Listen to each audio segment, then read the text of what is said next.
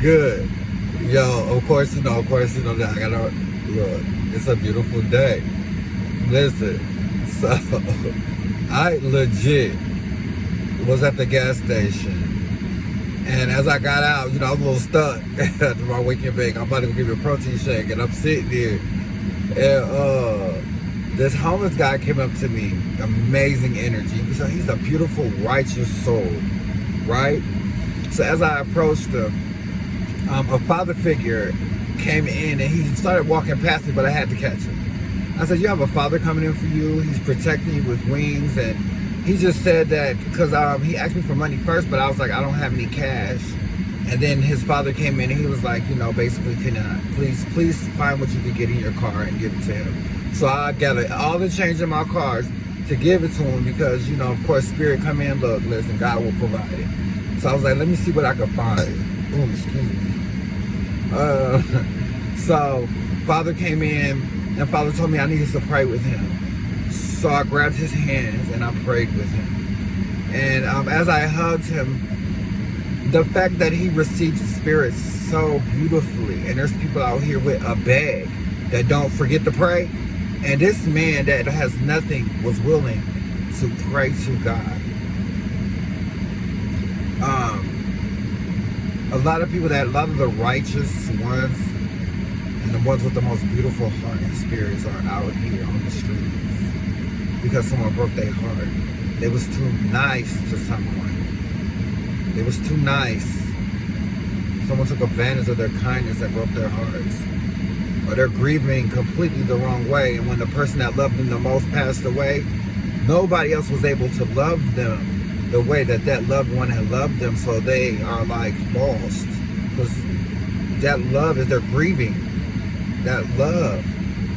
So if everybody just loved each other the same way, we wouldn't have no problems, no grieving, no pain, right? But I also wanted to touch bases with this journal on people having multiple kids out here.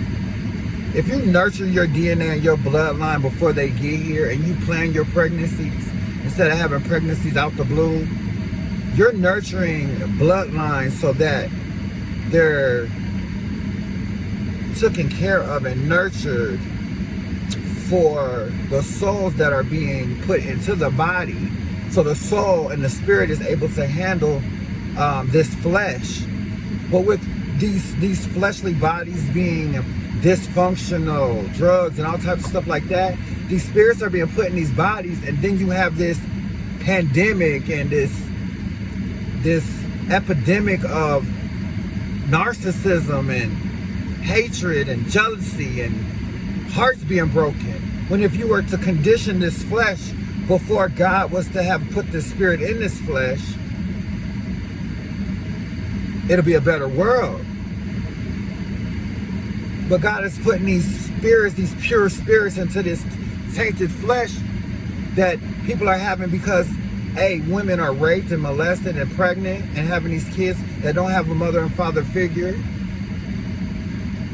Parents are getting divorced. All this is from bad flesh. But if you would nurture the flesh before the spirit is put into the flesh, that's how you got these celebrities having these babies and they're able to pay for multiple languages, nannies, and stuff that nurture their kids. So now the lineage, and you don't have to be rich. There's some people, middle class, that are raising their kids, and lower class that are raising their kids to be able to put the spirit into the flesh, and the flesh is able to maintain this spirit. So it's a process, but you want to help the process. You don't want to hurt the process, right? So we must stick together. We must pray. You know what I'm saying? We must do things the right way. Spiritual, moral integrity. You know what I'm saying? That's some love and light to y'all. I had to put a little wisdom on this journal because just seeing what's going on out here in these streets, we need to make a stand, and we don't need to make a stand late. We need to make a stand before the nut go into the egg, and you know what I'm talking about. You got to be planned, okay, with love. or that spirit that God has blessed you with is going to be into some tainted flesh. And that's when you got the fighting.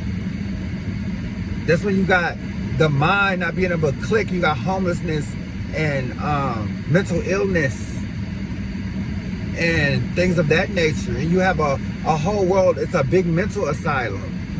For what? Because you didn't love God enough to nurture yourself, to nurture this baby before they got here.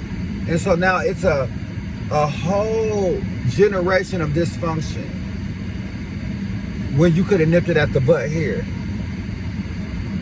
So now the babies is out here homeless and need love and need light because they missing that love that God gave them.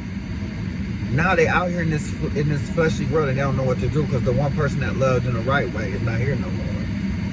So you go love on somebody, go tell somebody I love you. Why not? You don't gotta know them to tell them you love them. Think about that time you needed somebody to tell you I love you. Alright? That's the love and light to y'all. I'm done preaching. Listen, I'm about to go eat my Taco Bell. I love y'all. Namaste.